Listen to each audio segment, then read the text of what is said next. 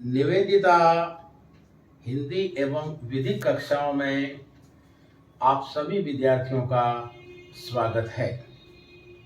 आज हम संविदा विधि, सामान्य सिद्धांत, स्पेसिफिक रिलीफ एक्ट 1963 आदि पर चर्चा करेंगे।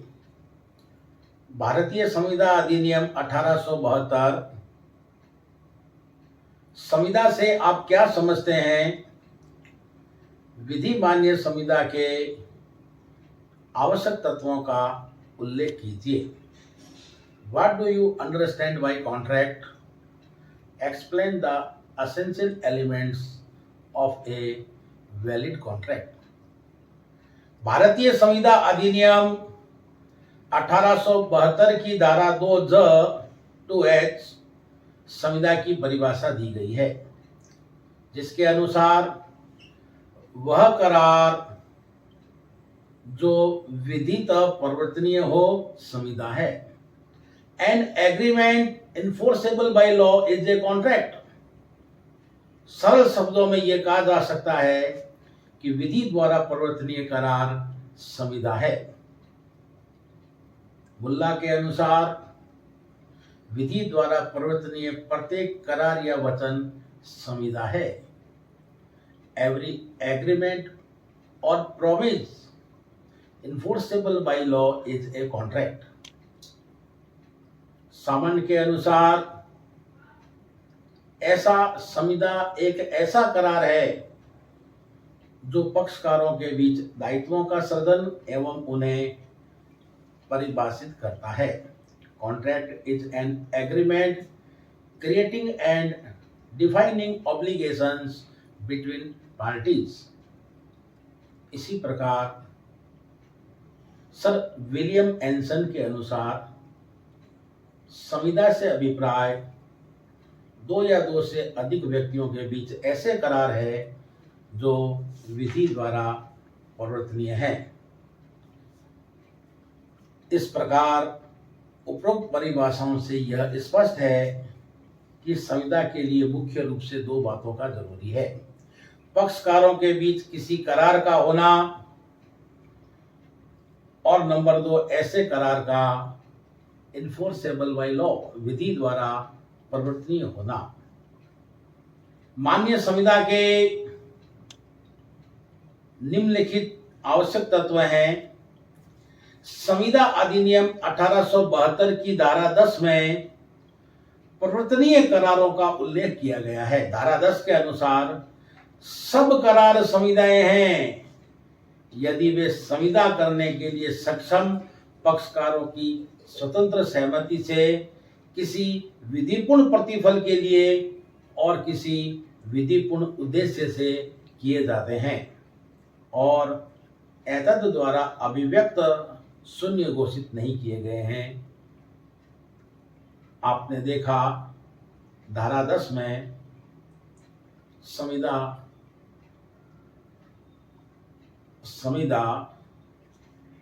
करने के लिए विधि मान्य तत्वों का उल्लेख किया गया है। विधि मान्य संविदा के आवश्यक तत्व निम्नलिखित हैं।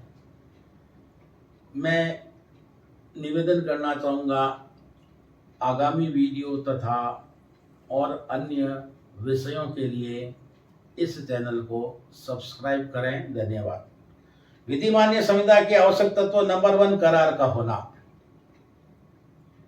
विधि मान्य संविदा का पहला आवश्यक तत्व है करार से ही संविदा का उद्भव होता है। प्रस्ताव प्लस स्वीकृति और प्रतिफल, 3 बातें जरूरी है। प्रस्ताव, एक पक्षकार द्वारा प्रस्ताव, दूसरे पक्षकार द्वारा स्वीकृति और प्रतिफल। मैं आपको यह वस्तु 10 रुपए में बेच रहा हूं, प्रस्ताव आपने स्वीकार किया, 10 रुपए प्रतिफल है, एग्रीमेंट है। नंबर 2, पक्षकार सक्षम होने चाहिए।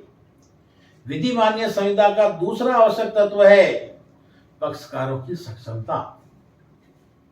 सक्षमता से तात्पर्य वयस्क है, स्वस्थित होना चाहिए।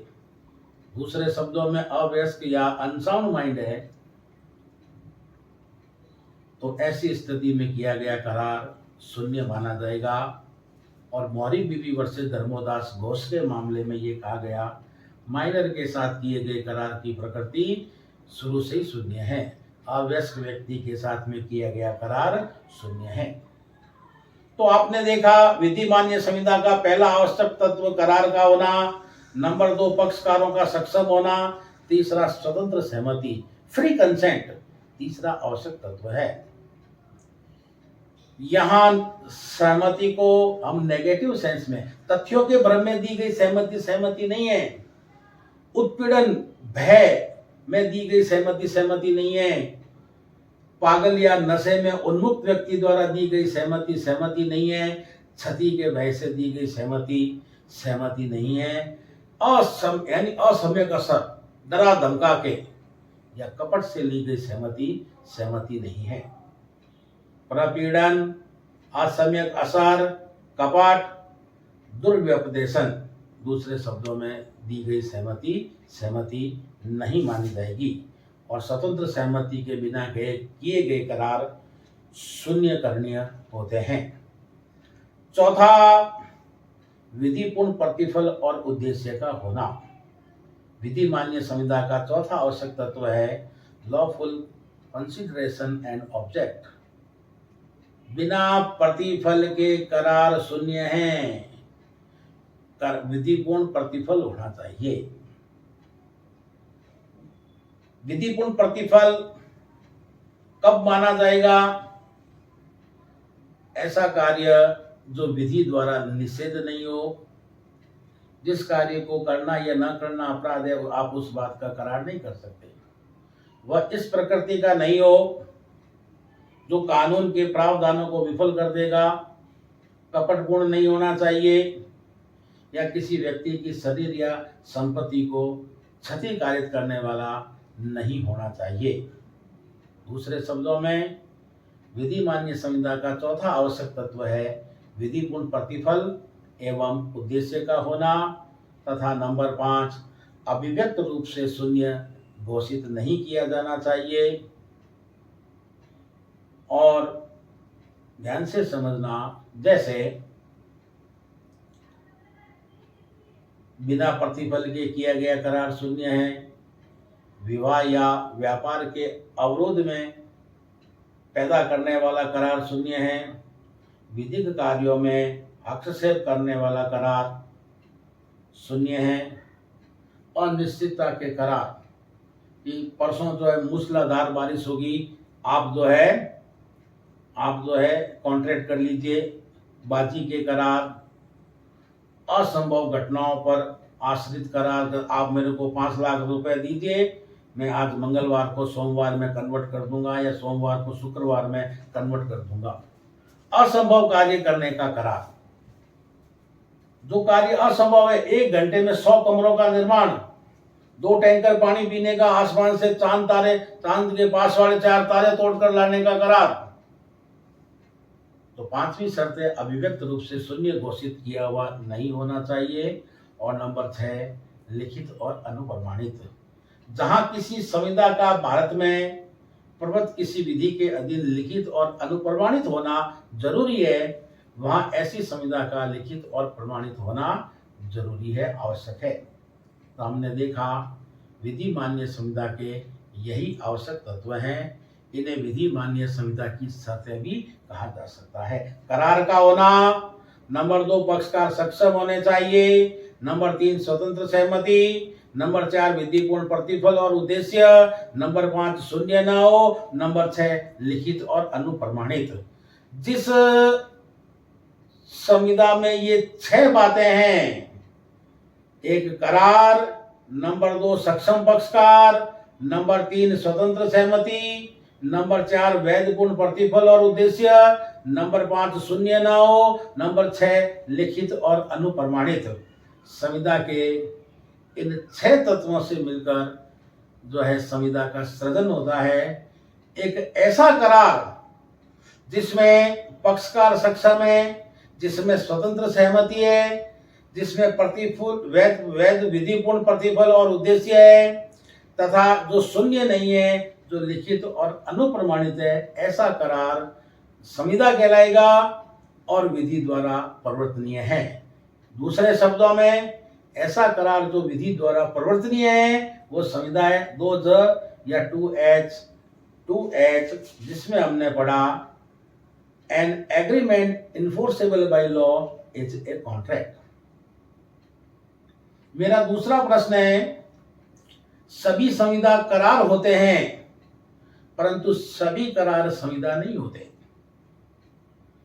संविदा में कितनी बातें हैं? 6 बातें हैं। करार का होना, नंबर 2 सक्षम पक्षकार, नंबर 3 स्वतंत्र सहमति, नंबर 4 विधिपूर्ण प्रतिफल एवं उद्देश्य, नंबर 5 शून्य न हो और नंबर 6 लिखित और अनुप्रमाणित। संविदा में सभी संविदा करार है क्योंकि हाथी के पांव में सभी शामिल है। संविदा के 6 तत्व हैं, उसमें एक करार भी शामिल है, लेकिन सभी करार संविदा नहीं है। क्यों? क्योंकि करार को अगर संविदा बनाना है तो उसमें 5 बातें जोड़नी होगी।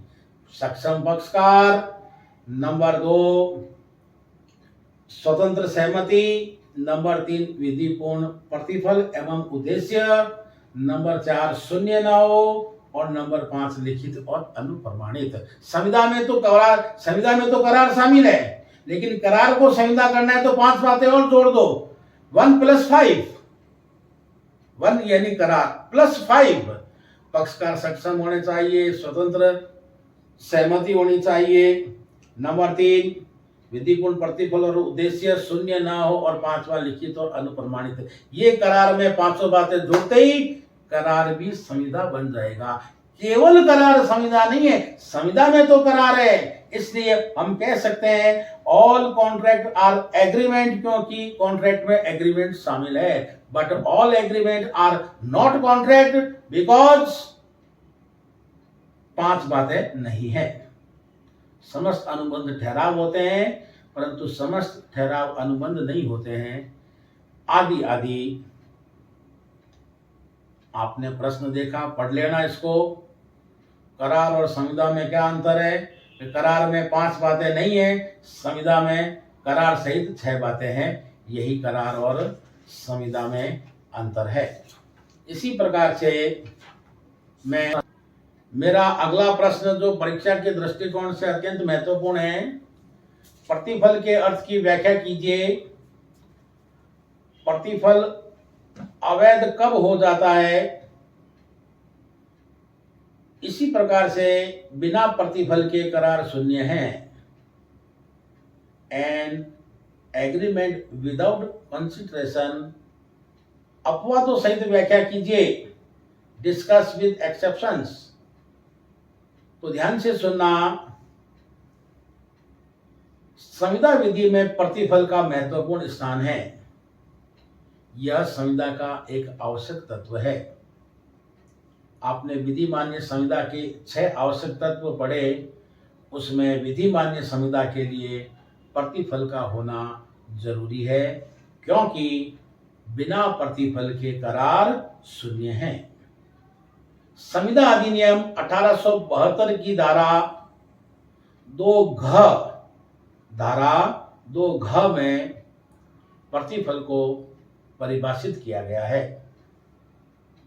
प्रतिफल की सरल शब्दों में अगर हम व्याख्या करें, परिभाषित करें, तो ये कहा जा सकता है कि एक व्यक्ति की इच्छा पर किसी दूसरे व्यक्ति द्वारा कोई कार्य करना या करने से प्रविरत रहना ही उस प्रथम व्यक्ति के लिए प्रतिफल है।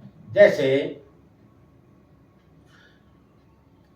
ख से अपनी साइकिल 1000 रुपए में क्रय करने का ऑफर करता है। क की साइकिल 1000 रुपए में खरीदने के लिए सहमत हो जाता है। यहाँ 1000 रुपए क के लिए उसकी साइकिल का प्रतिफल है। उपरोक्त चर्चा से हम इस निष्कर्ष पर पहुंचे कि प्रतिफल के निम्नांकित तत्व हैं। प्रतिफल वचनदाता की वांछा यानी डिजायर पर दिया जाना चाहिए। प्रतिफल वचन ग्रहीता या अन्य व्यक्तियों द्वारा भी दिया जा सकता है। मैंने साइकिल खरीदी, मैंने कहा मैं अपने बच्चे के साथ में पैसे भिजवा रहा हूं। प्रतिफल वर्तमान में, भूतकाल में अथवा भविष्य में दिया जा सकता है। प्रतिफल कोई कार्य करने या विरत रहने का वचन हो सकता है। प्रतिफल विधित, पर्याप्त और मूल्यवान होना चाहिए और प्रतिफल वैध होना चाहिए। ध्यान से समझना, प्रतिफल मुख्यतया 3 प्रकार का है। वर्तमान प्रतिफल प्रेजेंट कंसिडरेशन, भूतकालीन प्रतिफल पास्ट कंसिडरेशन और भविष्यकालीन प्रतिफल फ्यूचर कंसिडरेशन। प्लीज ध्यान से समझना, वर्तमान प्रतिफल से अभिप्राय ऐसे प्रतिफल से है जिसका दिया जाना वचनदाता को तत्काल कर दिया जाता है। जैसे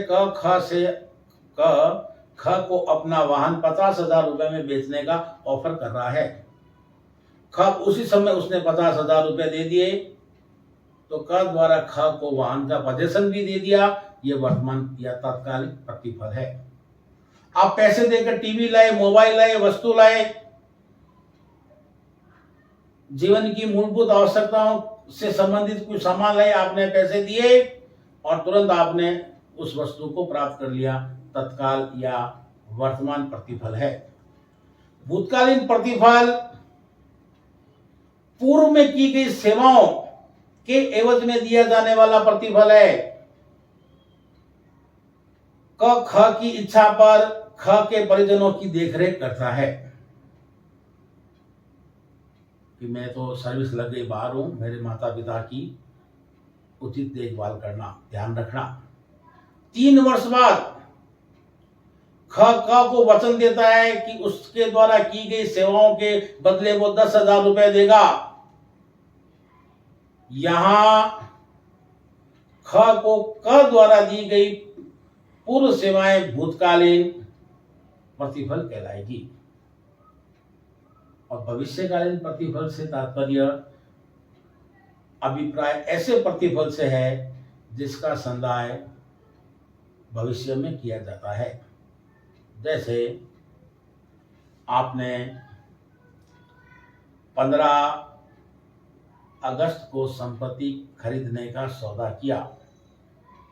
दोनों पक्षों में यह तय हुआ कि अक्टूबर माह में संपत्ति का कब्जा दे दिया जाएगा और जो भी राशि 5 लाख या 10 लाख रुपए तय हुई है उसी दिन आपको पैसे दे दिए जाएंगे।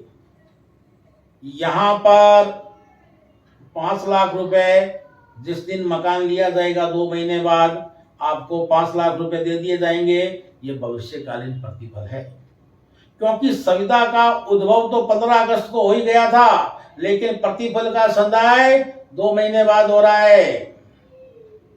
तो प्रतिफल के प्रकार, प्रतिफल वर्तमान, प्रतिफल भूतकालीन और प्रतिफल भविष्यकालीन, प्रेजेंट पास्ट फ्यूचर कंसिडरेशन 3 प्रकार का हो सकता है। इसी में ही आपको एक और विशेष कि प्रतिफल कब अवैध होता है, क्योंकि विधि मान्य संविदा के लिए प्रतिफल का वैध होना जरूरी है। अवैध प्रतिफल वाली संविदा आप कानून द्वारा लागू नहीं करवा सकते। संविदा अधिनियम की धारा 23 ध्यान रखना, संविदा अधिनियम की धारा 23 में उन परिस्थितियों का वर्णन किया गया है जहां प्रतिफल अवैध माना गया है।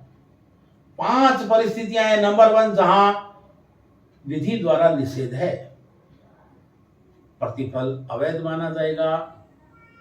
या ऐसी प्रकृति का है जो विधि के प्रावधानों को फेल करने के लिए आप संविदा कर रहे हैं।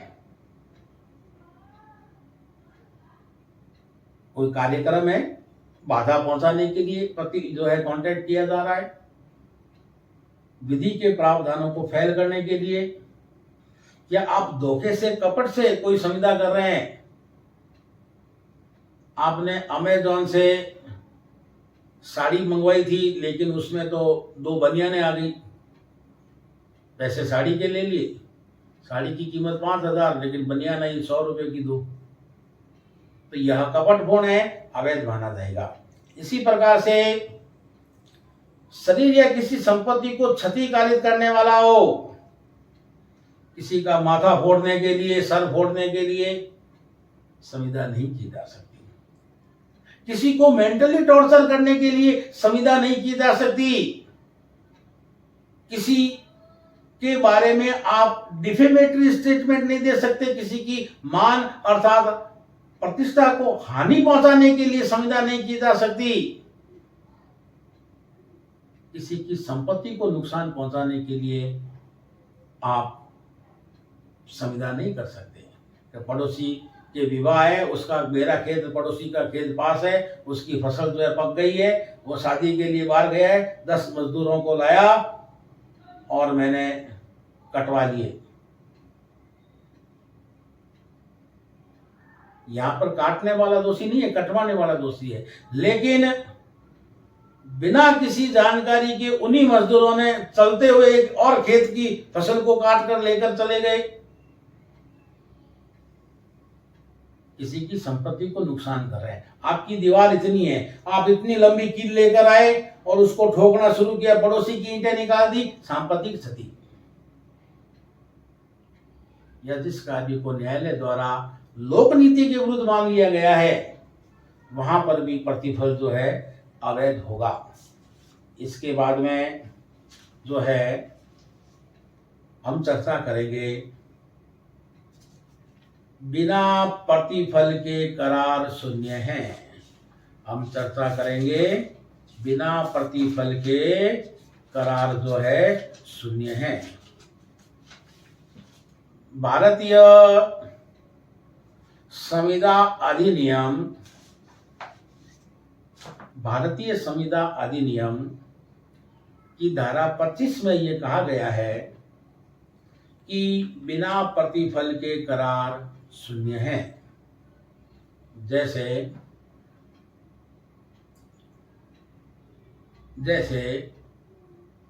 अब को किसी प्रतिफल के बिना 1,000 रुपए देने की प्रतिज्ञा करता है, ये करार शून्य है। बिना प्रतिफल के करार शून्य है। लेकिन धारा 25 में जो दिया गया है बिना प्रतिफल के करार शून्य है, इसके 3 अपवाद हैं।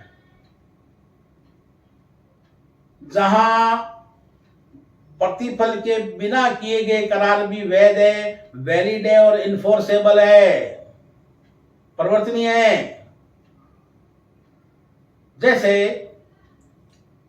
नैसर्गिक प्रेम तथा स्नेह के कारण किया गया करार। नैसर्गिक प्रेम तथा स्नेह के कारण किया गया करार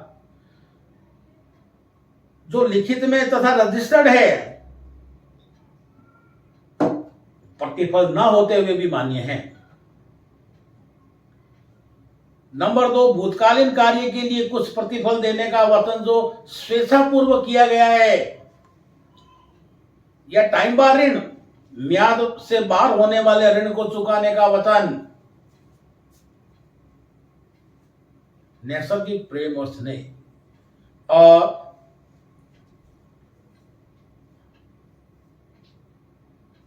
और नैसर्गिक प्रेम और स्नेह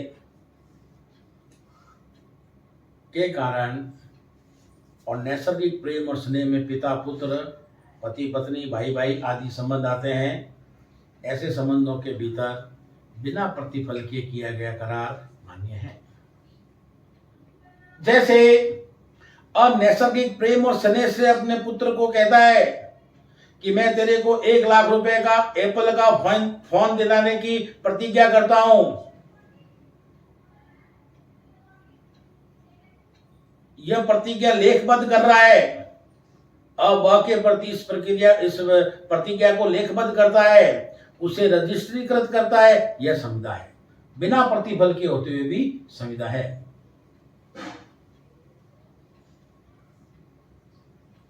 आपने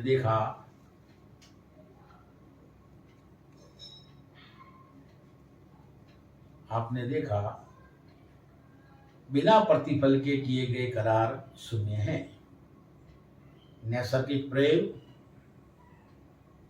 भूतकालीन कार्य और मियाद से बाहर होने वाले ऋण इस नियम के 3 अपवाद है। अपवाद नंबर 1, नैसर्गिक प्रेम तथा स्नेह के अंतर्गत किए गए करार सेक्शन 25 का पहला अपवाद है। भूतपूर्व यानी नंबर 2, पूर्व में किए गए किसी कार्य के लिए प्रतिकर देने का करार वचनदाता के द्वारा क ने ख को वचन दे दिया कि ठीक है मैं तुम्हारे परिजनों की सेवा करूंगा। वचनदाता के लिए स्वेच्छा से पहले से ही किया गया कोई कार्य, आपने देखा क ख की इच्छा पर ख के परिजनों की सेवा करता है, बाद में कालांतर में ख क को 1000 रुपए उक्त सेवा के लिए उसके एवज में देने का करार करता है। यह करार पूर्व सेवाओं के प्रतिफल होने से वैध एवं परिवर्तनीय है। ऐसे प्रतिफल को हम पास्ट कंसिडरेशन, भूतलक्षी या भूतकालीन प्रतिफल भी कहते हैं। इसी प्रकार से टाइम बार ऋण, मियाद से बाहर होने वाले ऋण को चुकाने का करार। मियाद के बाहर होने वाले ऋण को विधि द्वारा लागू नहीं करवाया जा सकता। कानून मानता तो है ए बी में पैसे मांगता है, लेकिन कानून का प्रोटेक्शन नहीं है। अगर ऐसे ऋण का भुगतान का वचन लिखित में तथा हस्ताक्षर सहित कर दिया जाता है तो एक नई संविदा के रूप में लागू किया जा सकता है, हालांकि कोई प्रतिफल नहीं है।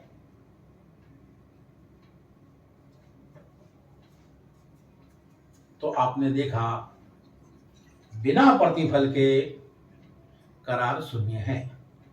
इसके 3 अपवाद हैं। नैसर्गिक प्रेम और स्नेह के कारण किया गया करार, भूतकालीन कार्य के लिए कुछ प्रतिफल देने के वचन का करार, मियाद से बाहर होने वाले ऋण को चुकाने का वचन सेक्शन 25 के अपवाद है। मैं बहुत ही ब्रीफ में ले रहा हूं। सेक्शन 25 बिना प्रतिफल के करार शून्य हैं। अपवादों सहित व्याख्या कीजिए। एक व्यक्ति की इच्छा पर किसी दूसरे व्यक्ति द्वारा कोई कार्य करने या करने से अलग रहना ही उस प्रथम व्यक्ति के लिए प्रतिफल है। साइकिल वाला उदाहरण आपको बताया। प्रतिफल के 6 आवश्यक तत्व हैं। प्रतिफल वचनदाता की इच्छा पर दिया जाता है। प्रतिफल वचन ग्रहीता या अन्य व्यक्तियों द्वारा दिया जा सकता है। प्रतिफल वर्तमान में, भूतकाल में अथवा भविष्य में दिया जा सकता है। प्रतिफल कोई कार्य करने या करने से प्रविवृत अलग रहने का वचन हो सकता है। प्रतिफल विधित, पर्याप्त व मूल्यवान होना चाहिए और वैध होना चाहिए। प्रतिफल के मुख्यतया 3 प्रकार हैं। वर्तमान प्रतिफल प्रेजेंट कंसिडरेशन, भूतकालीन प्रतिफल पास्ट कंसिडरेशन, भविष्यकालीन प्रतिफल फ्यूचर कंसिडरेशन। प्रतिफल कब अवैध है?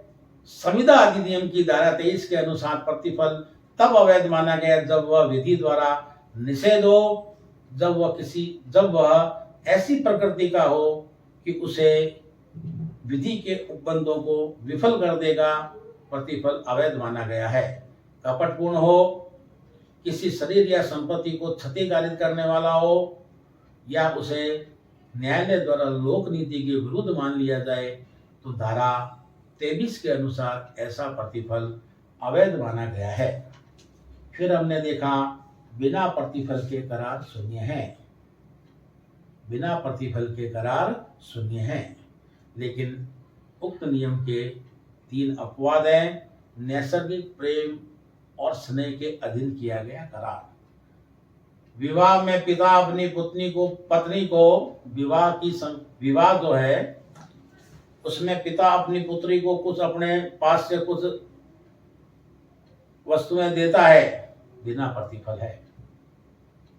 पूर्व में किए गए किसी करार के लिए प्रतिकर देने का करार,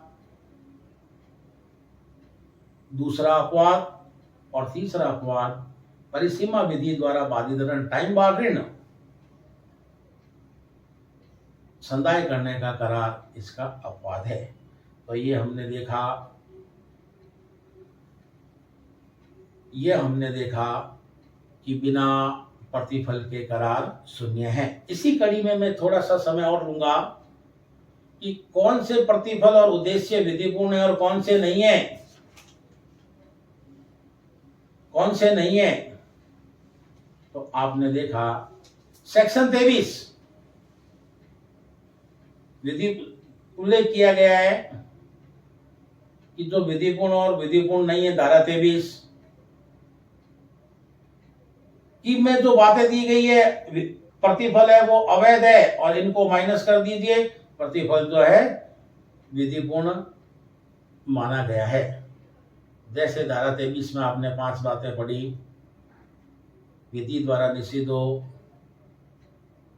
विधि के प्रावधानों को विफल करने वाला प्रतिफल, कपटपूर्ण, शरीर या संपत्ति को क्षति पहुंचाने वाला प्रतिफल तथा लोक नीति और अनैतिक जिसे न्यायालय ने माना है प्रतिफल जो है विधि विरुद्ध माना जाएगा।